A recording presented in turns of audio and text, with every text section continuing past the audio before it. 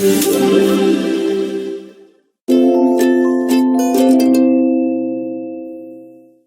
name is Hillary Mills. I teach 7th grade science, and this is how I teach hook stations to hook my students into new scientific concepts.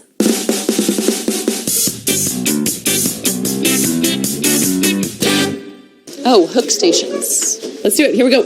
Oftentimes when you look at how teachers organize their lesson plans, 10 more seconds. The first initial part of a lesson is they call it your hook. Do you guys have enough hook station sheets? Like, how are you going to get kids invested in what you're going to study? And we were talking about the difference between biology and geology. How are you going to get them excited and engaged about what's about to come? Geology we talked about was earth and rocks. That could be a question. What's biology? It could be an activity. The study of life, okay? That's what we've been all year. We've been biologists. It could be an experience. Starting last Monday, we transferred into being geologists. Like, what are they going to know by the end of the class? Today, our goal is to mix the two. That's a hook. We're going to be biologists and geologists together forever. Got it? Rocks meet life with our hook stations. Are you ready? The logistics. Here's how it's going to work. You guys are familiar with hook stations, but just to give you a quick reminder, really emphasizing like the very first thing you do when you show up is look at the card and look at the directions. You have two options once you get to a station. The first option is to do the to-do and notice. That's what you're supposed to do when you show up at a station. Okay, it tells you specifically what to do. After 3 minutes, you'll hear a timer go off. That means that you need to be done doing and noticing. And at that point, you're switching into answering your questions.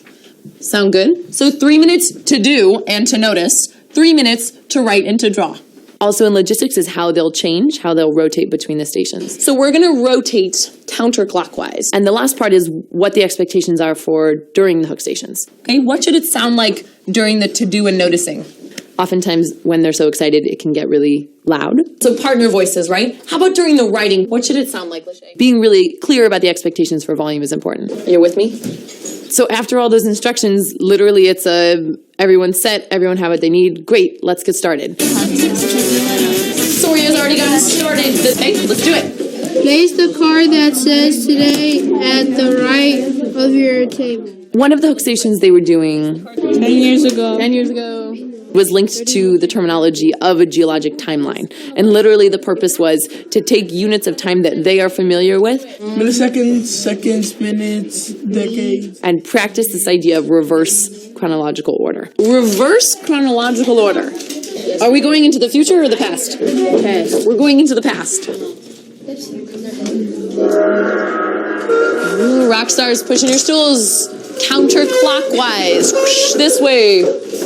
Move to the next table. So the 6 main hook stations that I chose for the lessons, there was one about geologic time, there was one studying specific fossils. What would happen to these objects if they were in the ocean? Well, where is it what right do you now? think would happen over 1,000 years if these objects were in the ocean? So if you put it in the ocean, where's it going to go? Straight to the bottom, right? What's going to happen over thousands of years if it's just sitting at the bottom? And the idea that they'll link to next week is that if you were that piece of coral, how could you become a fossil? There was another station with buckets of sand and little plastic dinosaur figurines. And literally the idea behind that one is to give that hands-on experience of different types of fossils. Oftentimes my students think that fossils are just bones, but fossils can be in the form of different imprints, cast fossils, mold fossils. There was one looking at fossils in rocks, so actually the connection that as a geologist you can study what past life looked like and you can identify what past environments look like in rocks. There was one looking at geologic maps of California specifically.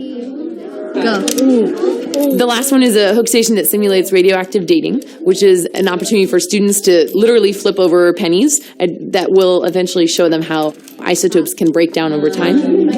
Count. 1, 2, 3, 4. Yeah, just write down what happened, right? I think that anyone can do hook stations. That's kind of the greatest part about it. They're really simple. There's something quick that students can latch onto. This is a perfect example of a lesson where they are doing the discovering. I'm not standing in front of them giving them the information. They're not necessarily reading it from a book. But they are the ones making those discoveries and having those experiences. It's like a science teacher's dream. Ta-da!